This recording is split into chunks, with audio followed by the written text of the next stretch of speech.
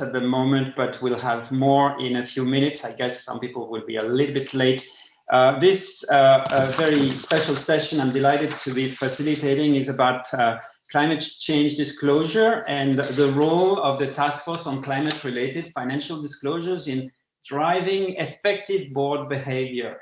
And this is actually an event under the auspices of Chapter Zero France, and we can maybe say a few words on Chapter Zero France. This was launched in December 2020. This is the French branch of the official representatives of the Climate Governance Initiative that was launched by the World Economic Forum, the WEF. This is a non-profit association of directors and chairs that are committed to raising key questions and issues related to the impact of climate change. As you can see, we are trying to, Chapter Zero is trying to enable non-executive directors to engage effectively in a strategic debate about the climate challenge of their businesses. See that we have very high-level supporting chairs. If I move, maybe I would like to say one word of caution here is that this session is going to be recorded. And so everyone in the room is supposed to be in agreement with that particular dimension. This is very formal, but it needs to be said. We would like to introduce the panelists. Julie Ansidei, thank you very much for making it with us today. You are the head of strategy and sustainable finance at the French Market Authority. And Michel Lacroix from SCORE, you are the head of investment risks and sustainability. You also have two more roles. You were the chair of the Task Force on Climate-Related Reporting of the EFRAG Lab. EFRAG is the European Financial Reporting Advisory Group.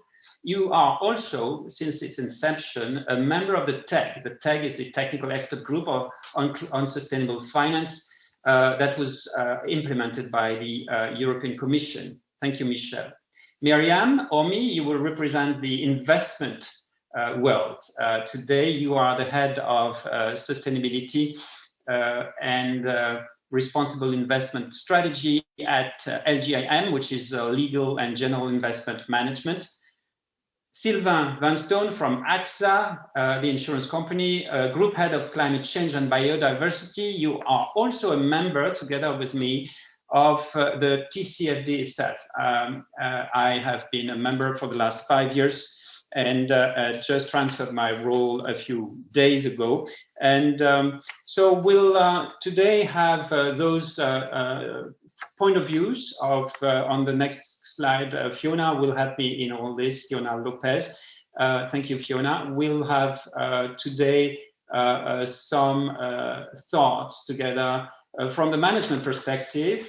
This will be Michel and Sylvain speaking, the regulator perspective on again, the role of the board of directors on climate disclosures, and in particular in the context of TCFD, and this will be Julie. The investors' perspective, again, given by Miriam, will come last, and we'll have at the end about a quarter of an hour, hopefully, or maybe a little bit less, of panel discussions. And you'll be able to join, in a way, the panel discussion through the question and answer that you can see at the bottom of your screen. If I just give you just a summary of what TCFD is about, I'm sure you're familiar, but this is a task force by the Financial Stability Board. And the Financial Stability Board was created in 2008 by the G20 countries to answer those crises that could come after the crisis of 2008, which was, as you remember, had nothing to do with climate change. The next crisis, based on Mark Carney, who was then the chair of the Financial Stability Board, is the climate crisis. And so I had a chance to be part of that, 31 members of the TCFD. We developed in a year and a half those 11 recommendations. And you can see that they are organized around 4 threads, one on governance, and we'll really focus on that one today, and one on strategy, one on risk management, and one on metrics and targets. And by far, what we've seen at TCFD over the past 2 years, by far, the recommendation strategy C is the most complicated one for companies to implement. This is describing the resilience of the organization's strategy, taking into consideration different climate-related scenarios, including a 2-degree or lower scenario. So that is the most difficult, because this is an exercise that is beyond the usual time horizon that companies are used to. And on the governance side, if I do a focus on recommendation A of the governance thread, which is describing the board's oversight of climate-related risks and opportunities, Fiona, we have 3 dimensions that the TCFD is recommending, and they will be really the topic of today's discussion. The board should actually have a process by which they meet over climate change topics on a regular basis, and what is the frequency should be disclosed of such meetings. Do they happen during full board meetings or during board committees meetings, etc. And the second angle is whether the board and board committees consider climate-related issues when they review and guide the strategy that is proposed by the top management, including the annual budgets, the investments, etc. And the third angle, which is a little bit narrower, is how the board monitors and oversees progress against the goals and the targets, such as the 2-degree or carbon neutrality promises by the top management. The spirit of the TCFD is really about the resilience of the organization based on what climate can impact the organization. This resilience is really also what the board of directors is meant to ensure by, in a way, checking what the top management is proposing. And so there is a commonality of angle, if you want. So without further ado, I would like to maybe open a polling for you. We propose the following question. If you refer to the company you're a board member of, and not everyone is, but let's assume, put yourself in the shoes of a director. Do you feel that the company that you are, again, a board member of has a full application of the TCFD recommendations, or has just commenced an in-depth review? Thank you. I see that everyone is starting voting, or none of the above. And we'll give you a few, like another 15, 20 seconds to answer. We have 46 of you who have voted whether you believe your organization is applying the recommendations of the TCFD, or whether it just commenced its journey. Only half of you have voted so far. I'll give you 10 more seconds, please.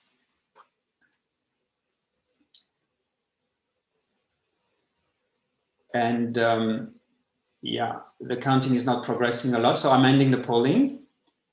And we see that, well, it's not too bad indeed. 2/3 of the room have actually started or have already fully applied the recommendation of the TCFD. Thank you so much.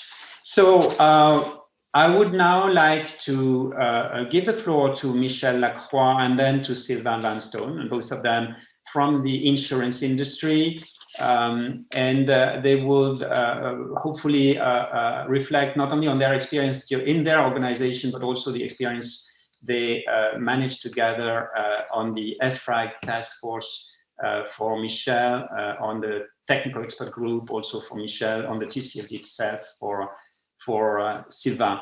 The floor is yours, Michel, for about 7 minutes.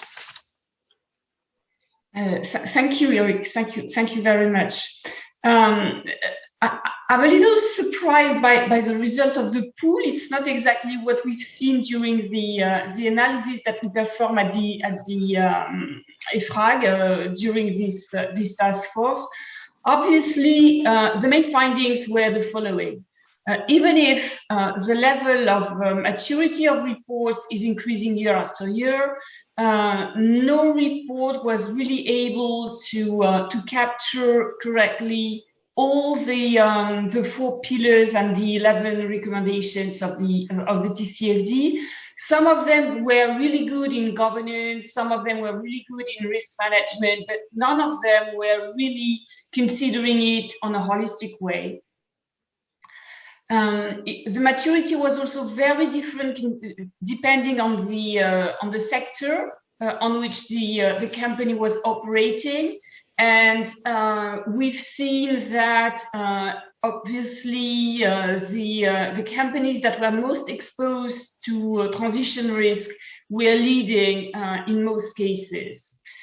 The other findings that I would like to share with you is that we had the feeling that it was difficult for the preparers to be able to connect the dots between the 4 sections.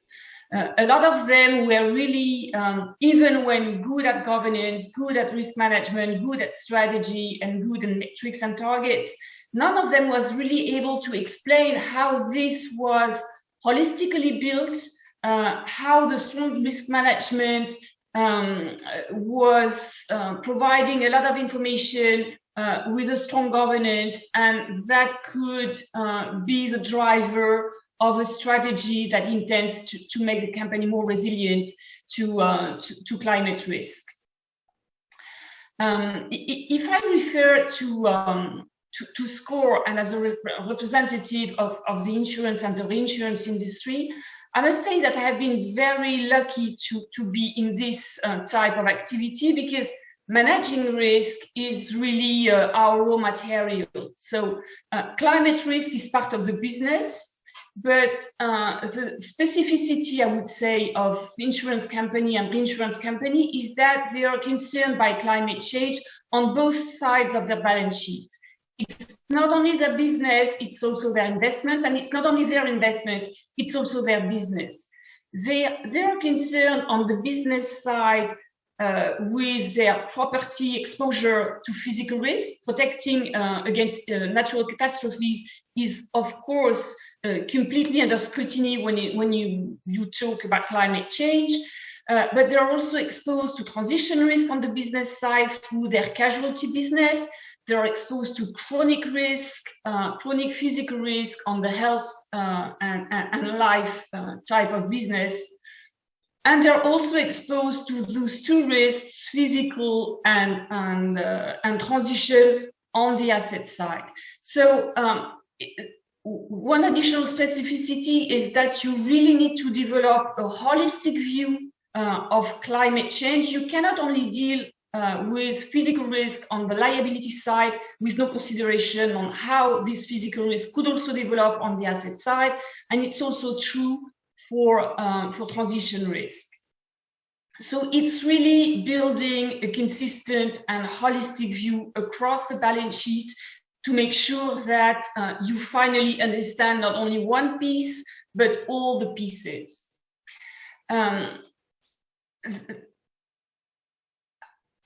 I must maybe be a little more detailed on what it means. Usually, physical risk and transition risk are supposed to go in opposite direction. If policymakers take strong commitment and stringent regulation to contain global warming at the lowest level, transition risk is likely to be very important, but it should contain the global warming, and it should limit physical risk on the business and on the portfolios. And on the opposite, if policymakers do not take stringent regulation and strong decisions to contain global warming, then transition risk is likely to be very smooth, but physical risk is likely to develop in a very important manner. The worst case scenario is the one where decisions are taken too late. So on the one hand, you still face the bad developments of climate change. The global warming increases and you face these physical risks. But at the same time, too lately, policymakers take decisions and you also face the transition risk. So you have that kind of worst case scenario that is usually referred to as kind of too late and disorderly in terms of transition, and you have to face those both types of risks.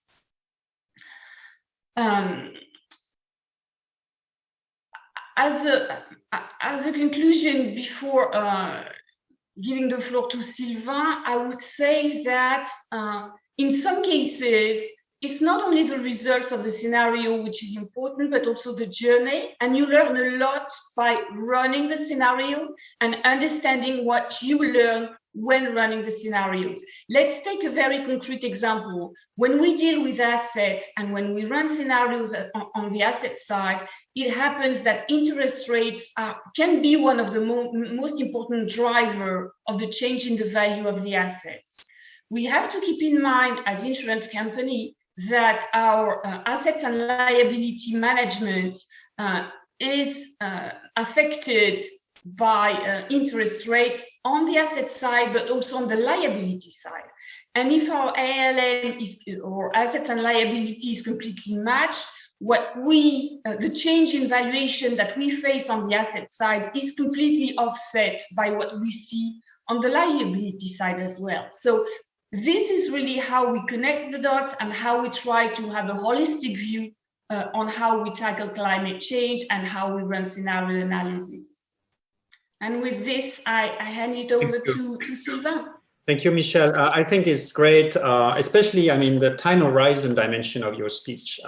The fact that in some of the worst cases, these are the cases where it's too late. You know, time has gone and it's too late.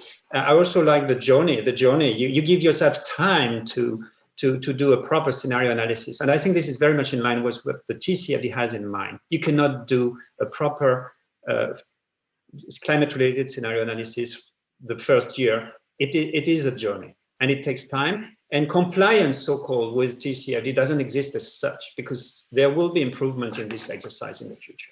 Anyway. But I think also that what helps the board, we do not come with something which is completely set in stone. It's really a journey, and we interact year after year, trying to improve, to learn from what we have done in the past. It's not only running scenarios, it's also starting to understand what the sensitivities to the various parameters can be. So it's really, yes, for me, it's really a journey that we have to still move on. Thank you. Sylvain, the floor is yours. Thank you. Well, if I can just share maybe my experience of working at AXA. So I'm in charge of the group's climate and biodiversity strategy at group level. So I work both on investments and insurance underwriting. Oh, my background is the other way around. Okay. And I think it's important. Your background is perfect, Sylvain. It's only you that can see it the reverse way. We can see it properly. Right. Okay, no problem.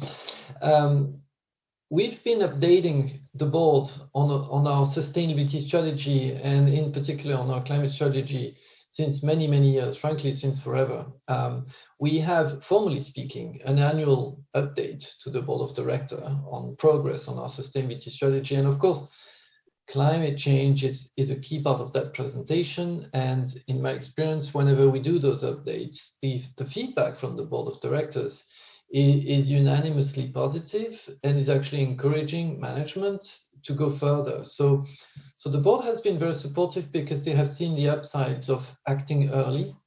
And as Michelle just said, you know, sort of running tests and scenarios and ideas and learning in that process to improve year on year. So for example, right now we're working on our 5th TCFD report. So after the 5th iteration of a specific project, surely it can only get better, smarter, a bit more intelligent, sometimes a bit longer. But at least we think that, you know, as years go by, we get better at this exercise. So as you mentioned in your opening comments, Eric, indeed, we're also members of the TCFD. So the least we could do is walk the talk and practice what we preach to others. So that's why we've been producing TCFD reports since October 2016, actually. And it's been a very helpful process because it has onboarded many different teams in the organization. And since the very beginning, we also had these close interactions with the board's chairman, and actually also through the compensation and governance subcommittee. And this has been, pretty helpful. But to make sure that from now on we have a more systematic way of doing this project, not an ad hoc approach.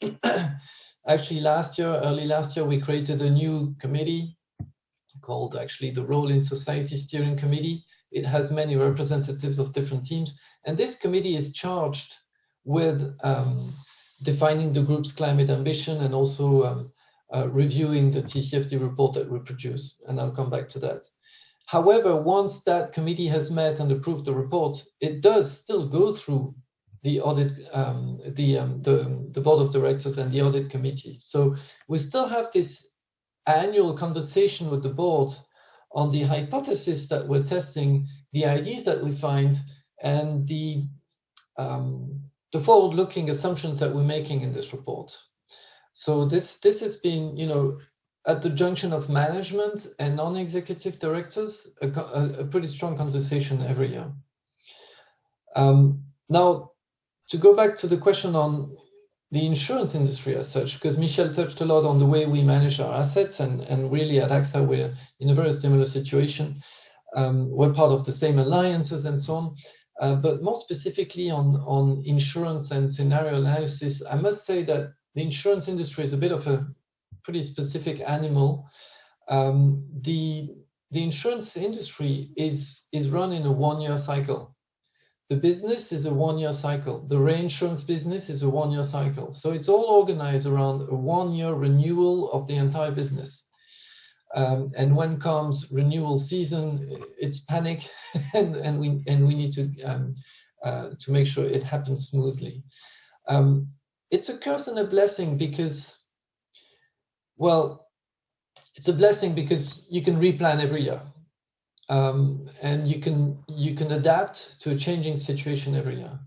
But I'm more inclined to say that it's also a bit of a curse because it prevents many teams from having a long-term scenario analysis type approach that we would like them to have. So for this, we have to enter into different types of approaches, and also embark in a more, maybe a slightly more political approach to the whole debate.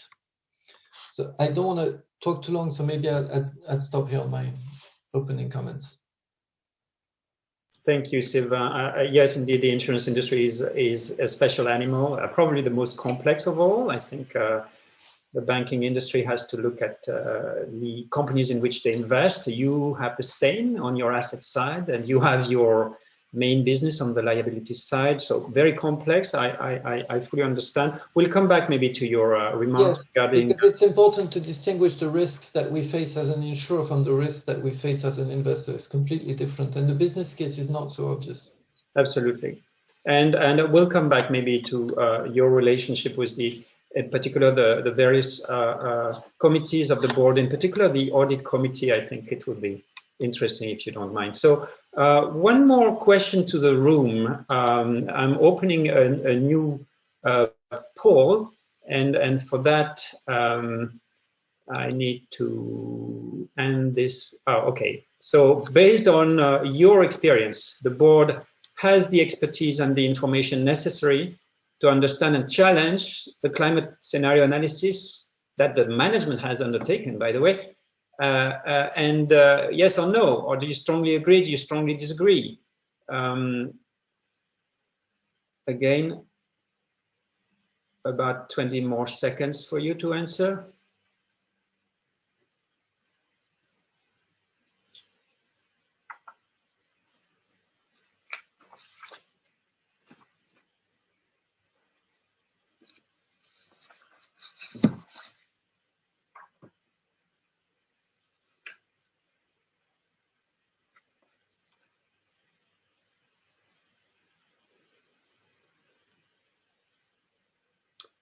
All right, I shall end the polling.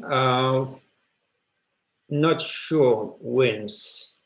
Well, and a majority says that you disagree with the fact that the board has the expertise and the information necessary to understand and challenge what the top management does in terms of scenario analysis. Very interesting and very much in line actually with what we've seen before, what I've seen before, and obviously disappointing, but this is the exact reason why we have today's seminar.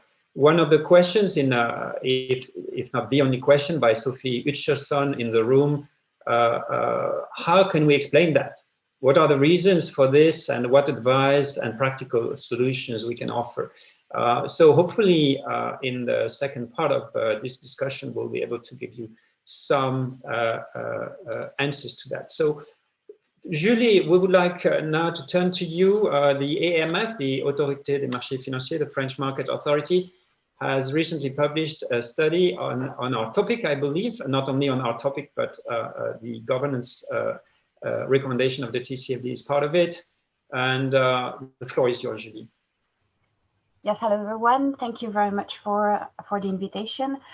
So we published this report at the end of last year with two main objectives. One was really for us to understand this the TCFD framework in more details, because it is becoming such a big reference point, not only for corporates, but also investors who are asking the companies they're invested in to report according to the TCFD recommendation. And it's also becoming such a big part of the discussions among the regulatory community as the discussions around the standardizations of ESG and climate reporting are going forward. The second objective of the report was really to identify some of the challenges, and we've mentioned some already, for preparers, but also for users of information, because we're not inside the company, and we took the perspective of the reader and the users. And the idea was also, if possible, to provide a few tips, advice, or good practices and propositions to make progress for these TCFD reports. So I think it's the first time a regulator did that, and we chose to have a very small sample, again, on the financial sector, banks, insurance, and asset managers. Only 10 reports, but we went deep into the assessment of the recommendations, not only whether the information was there, but also the quality of the information that was being provided, and looking at not only the 11 recommendations that Eric presented, but also the sub-recommendations that apply by sector. So very quickly on the main findings, first of all, a very useful exercise, and we had interviews also with preparers, very useful exercise for the company themselves, but very challenging and very demanding. I think that's probably the first reason why the disclosure is not always as good as we would like. It takes time, and Sylvain mentioned that, so we could see also the different levels of maturity in the reportings that we analyzed. Then also one important finding to bear in mind from a user perspective is the difficulties in comparing those TCFD reports. Pretty much there is as many TCFD reports as reporters, and this is an issue from the initial objectives that were defined for the TCFD. But there are lots of reasons that we can discuss also why the reports are still not totally comparable. But to give you an example on the metrics, out of those 10 reports, I think we found something like 80 metrics that were being used by the different reporters. And even when the metrics were comparable and the same ones, the methodology also sometimes differ. So this is an issue again to keep in mind. Also, that was being said before, but it's still very difficult to get the kind of information that was at the origin of the TCFD, decision useful information to assess financial risk attached to climate change, and this is still a bit difficult. An important sort of cross-cutting good practice or really important element for good TCFD report is the level of transparency which is provided. So transparency on the methodologies that are being used, on the limitations of these methodologies, on the perimeters of on which these methodologies are applied within different activities of a group, for instance, or and another important element is also to what extent the metrics, the methodologies, the calculations, the scenarios are being used in the institution more generally. So is it used for risk management, or is it used for strategic definition, or more for, which is fine too, but is it more for education or exploratory work?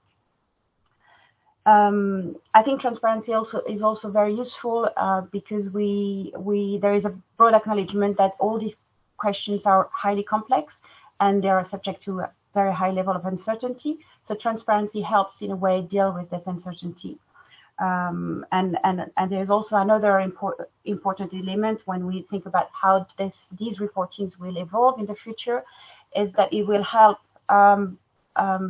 get to more common methodologies and hopefully more collective robustness on the things that are being presented to the market. Michel talked about the links between the different pillars, but this is something also that the reporters should be careful of.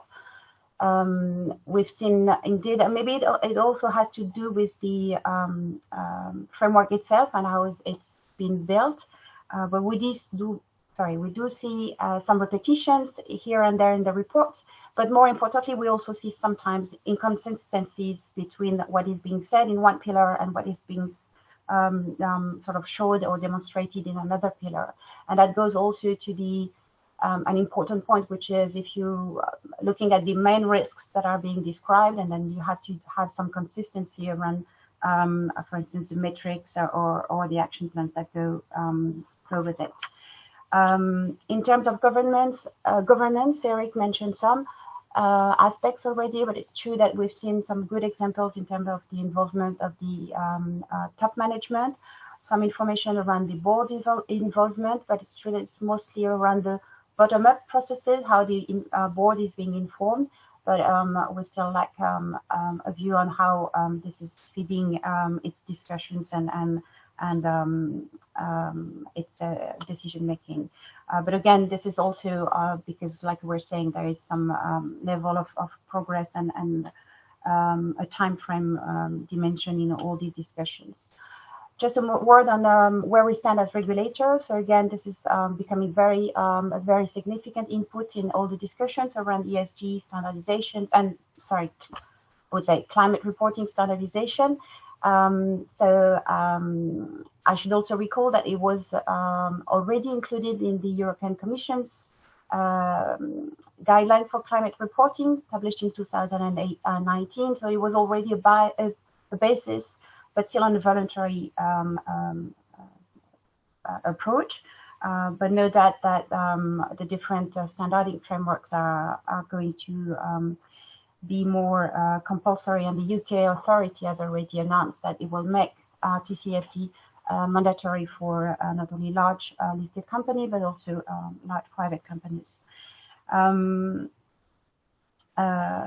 So there is a strong momentum going forward at European and international level, and I think it's a good time also to have those kind of discussions to really understand what are the challenges, not only for the users, not only internally as well, some of the challenges when preparing this information, like Michel was saying, but also indeed for the users, and probably Miriam will comment on that. Just a final word as well, I think becoming a signatory of the TCFD or publishing TCFD reports is a pretty strong public commitment, and it also usually has a positive impact on the image of the institution. So I think it's really important that there is some discipline attached to it, to the production of the information and the disclosure, and more importantly, what's behind it and how it's changing behavior and strategy inside the institution. So this is probably also where supervisors will be vigilant.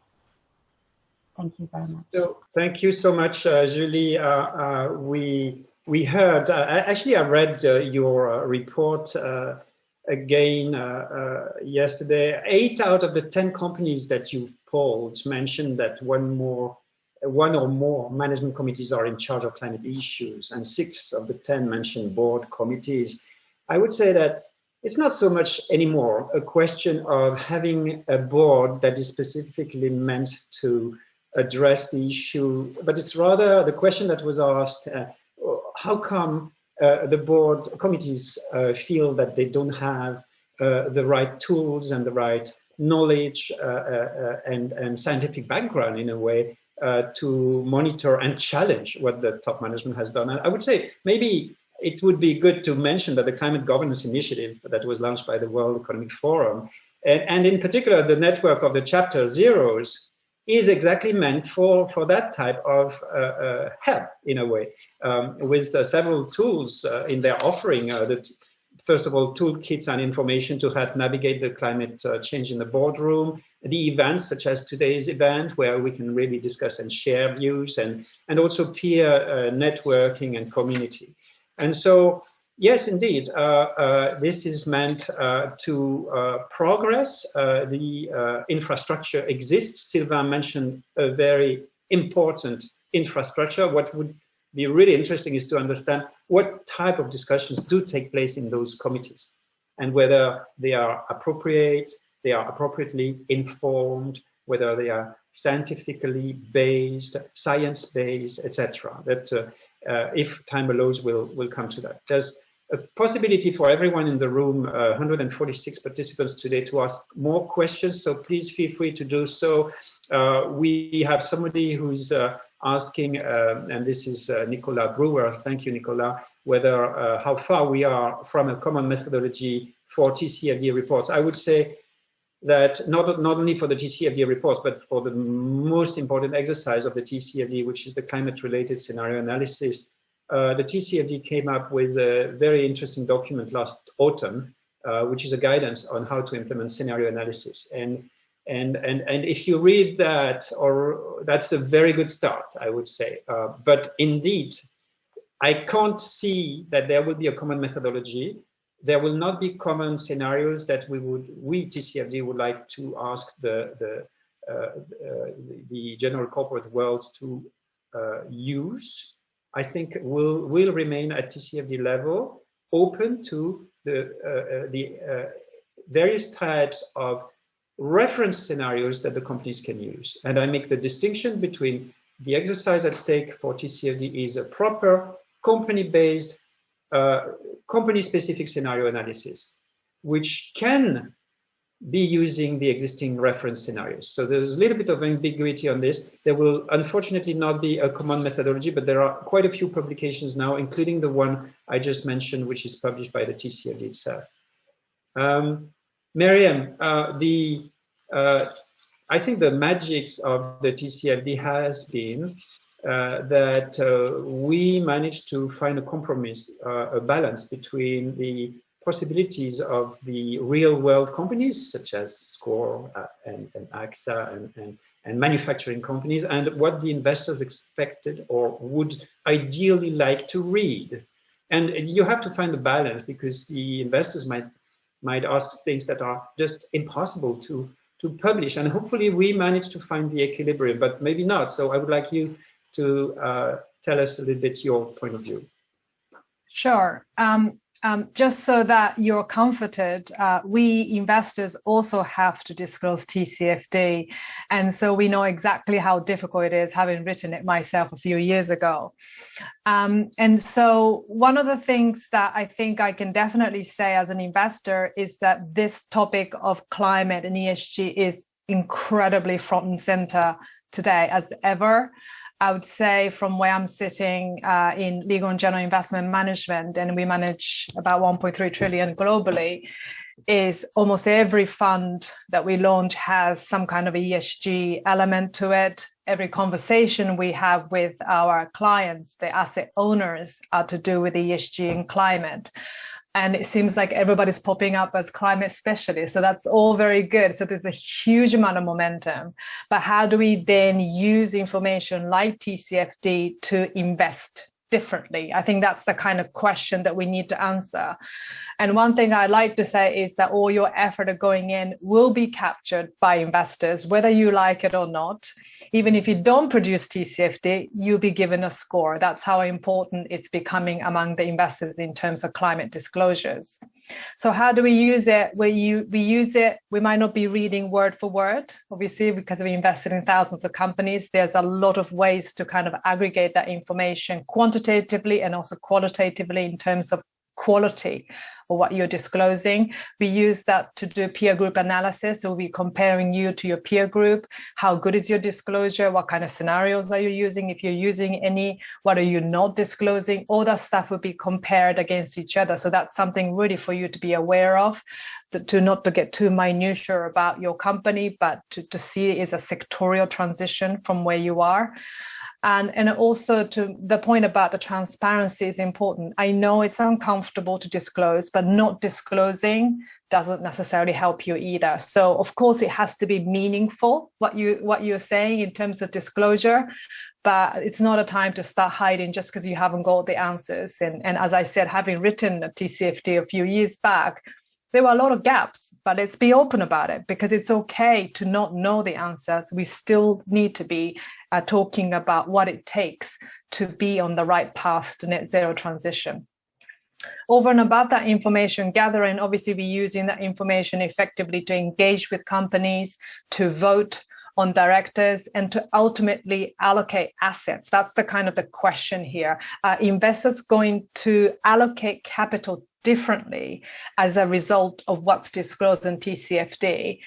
I would say yes, it's really starting to happen. We have a lot of scores looking at governance, looking at how the strategy and CapEx is being articulated, what kind of targets are being set, and it's starting to change the way we invest through active funds and even index construction. So without you knowing, allocation to your companies in terms of shares and bonds could be changing already. And I actually think that the trend is going to really pick up. So please don't think this is a conversation tool. This is already an investment tool as it stands today. And in terms of the kind of the engagement and voting mechanism within Legal in General, we have been engaging with the likes of Silva and AXA for years about how climate change is penetrating through to companies. But what we wanted to do is for that engagement to be having an escalation mechanism. So it's not like, oh, can you please do A, B, and C today? I know it's very hard. It takes long to look.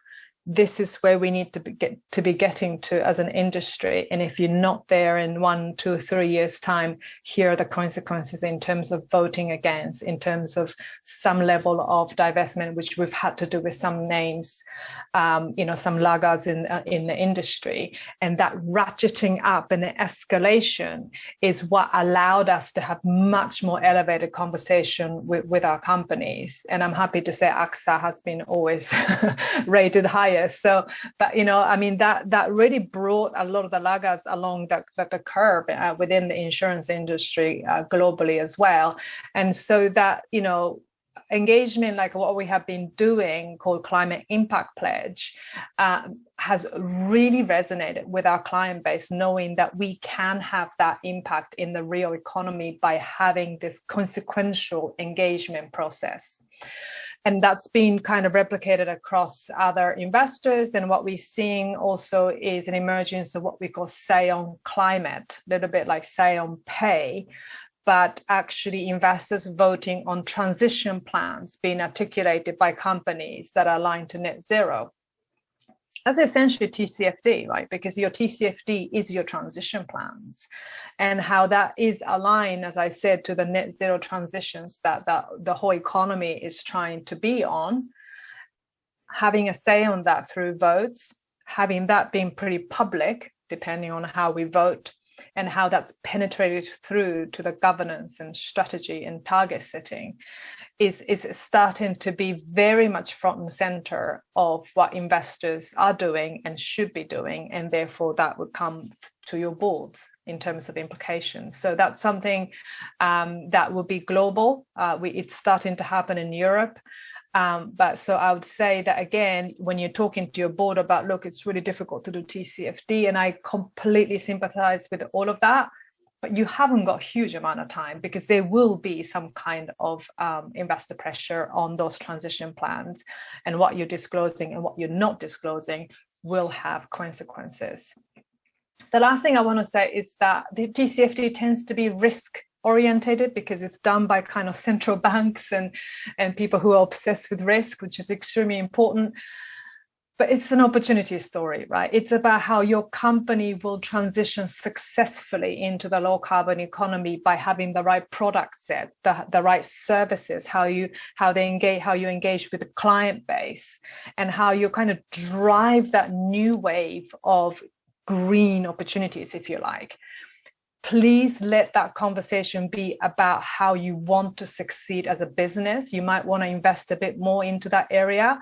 And as a result, you should be able to say to the board, we are going to do better than our peers, and we are going to resonate with our clients as a result of the thinking process of putting the TCFD, also focusing on opportunities.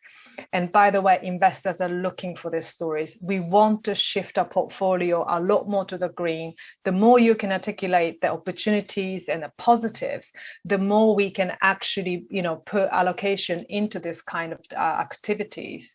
And therefore we can actually finance the transition that we badly need to do. So I would leave with that hopefully positive note on the opportunity side. Thank you very much. And the opportunity dimension is absolutely key in the TCFD. It's not only about risks, but it's also about opportunities. And I'm sure you've seen the reports by the CDP, formerly called the Climate Disclosure Program. The fact that when they summed up all the opportunities that were reported by their 7,000 or so respondents, they found an amount that was higher than the amount of the risks. And this is absolutely very interesting indeed, because it's exactly the spirit of the TCFD is really to try and get prepared for tomorrow's world so that the company is resilient. And what the reporters say that they believe that based on the fact that they have to face climate change issues, they are going to leverage and create new opportunities. This is excellent. I heard in your speech more of a sense of urgency than I had highlighted earlier when I said it's a journey, take your time, do something and then build on it year after year. Miriam, I heard that you were more pushing away, saying it is now. It is not a conversation tool, the climate scenario analysis. I like that one. It's an investment tool already. And if it's an investment tool already, it means that investors are putting pressure. And I can attest that the investors are putting pressure. They are putting pressure on the boards, and they are putting pressure on the financial statement auditors like Deloitte. I'm a Deloitte partner, by the way. And they recently in 2020, there were 2 different initiatives at least, but in fact a bit more, that put the pressure on both the boards and on the auditors. And so I know the questions are starting to come, and I thank you very much for that. Stephen Cohen is also raising his hand. So I'm going to now really move to the plenary panel discussion by trying to really concentrate again on what steps the board should take to contribute to making their business more resilient vis-a-vis climate change.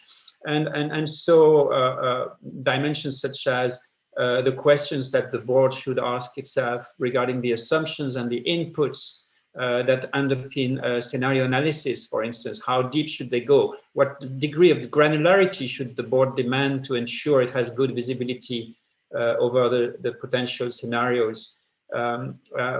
Would someone like to try and give a first-hand answer to that?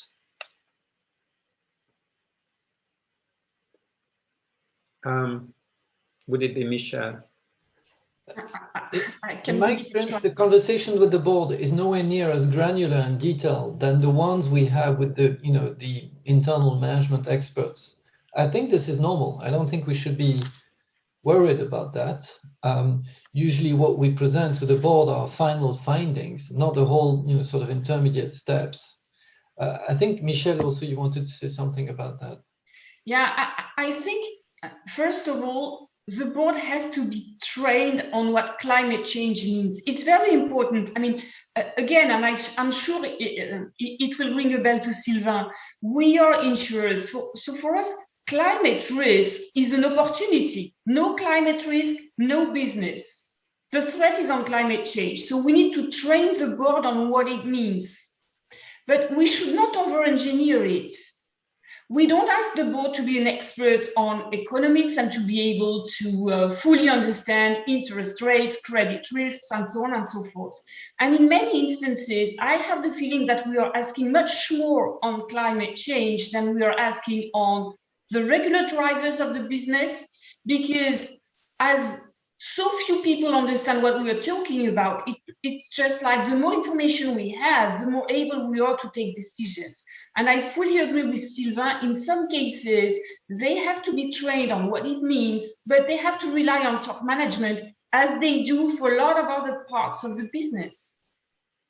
I understand your point. And that being said, there is a debate that is taking place on the various markets regarding the expertise that the board should actually hire when they hire a new board member. Should they appoint one of the experts? All right, somebody who has been doing that for years and has the capability of putting things into perspective.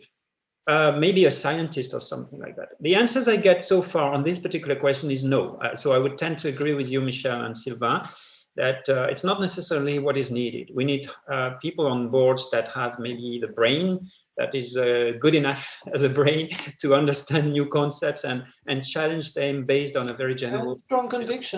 And strong convictions that they follow through with, not just, technical expertise. And Sylvain, you mentioned that if I took notes properly, the Evolving Society Steering Committee, you said something like that? Or yeah, sorry, the Rolling Society Steering Committee, that's purely an internal committee. I know. Rolling Society, is it? Role in Society. Role in Society. It's a funny name.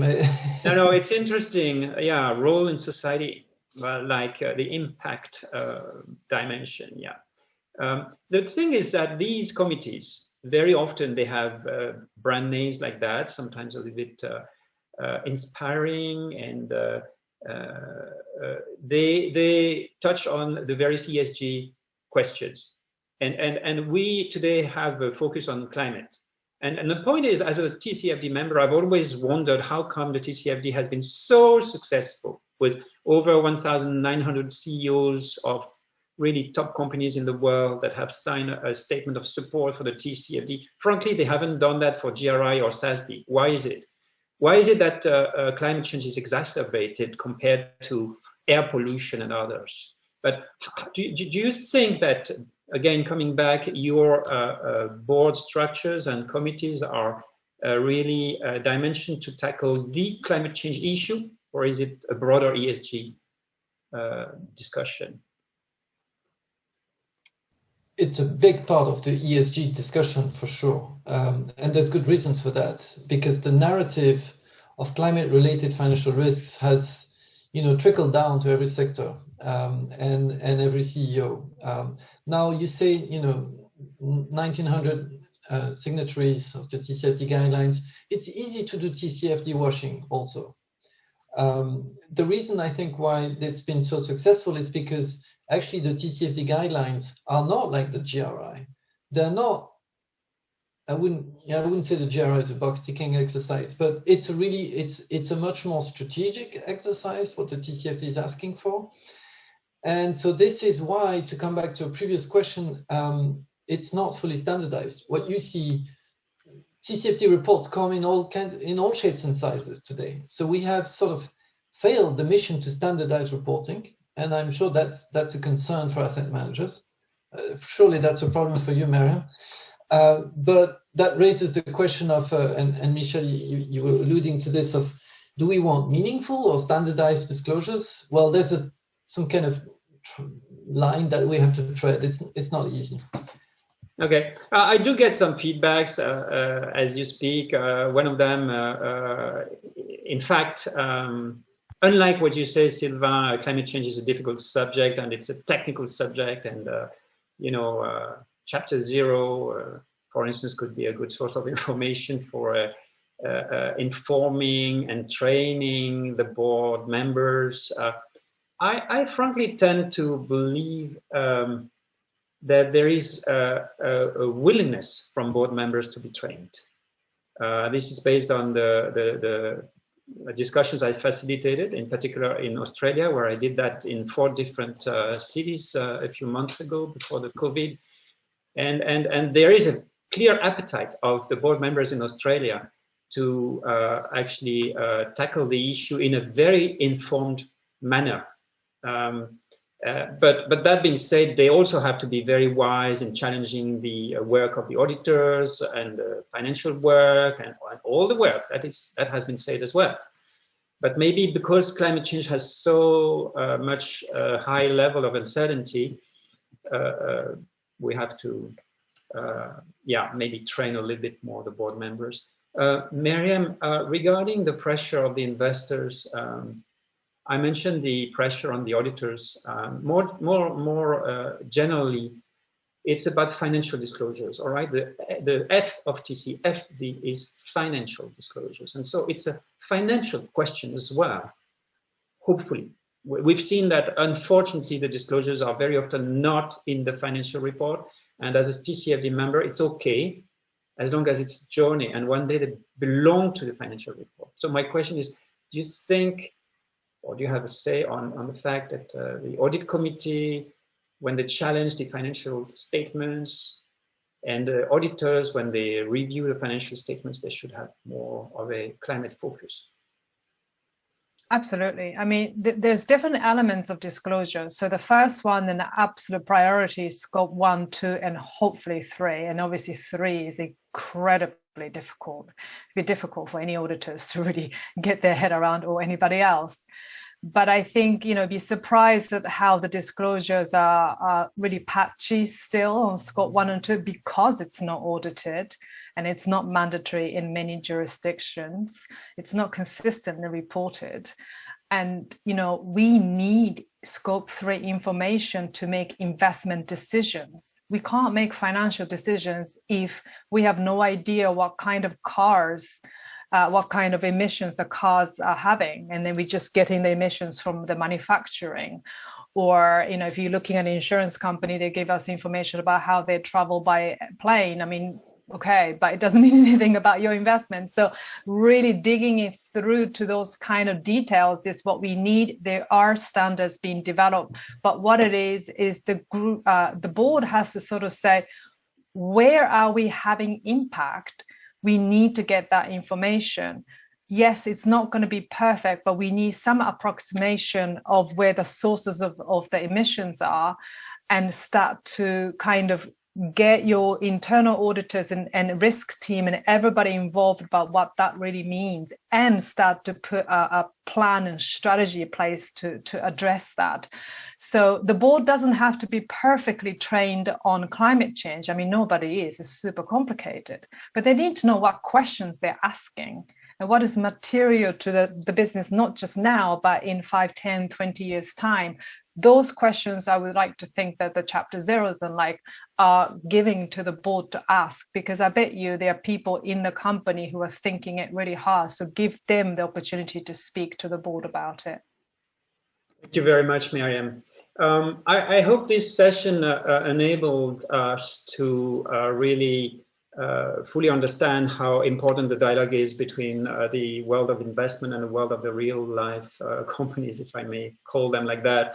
The third constituency being the regulators, we didn't touch a lot, but the dialogue with regulators is absolutely key. And I can tell you that in my role, I have many long hours with regulators, in particular the European Commission, various bodies that are asking us to reflect upon the future of regulation in the field.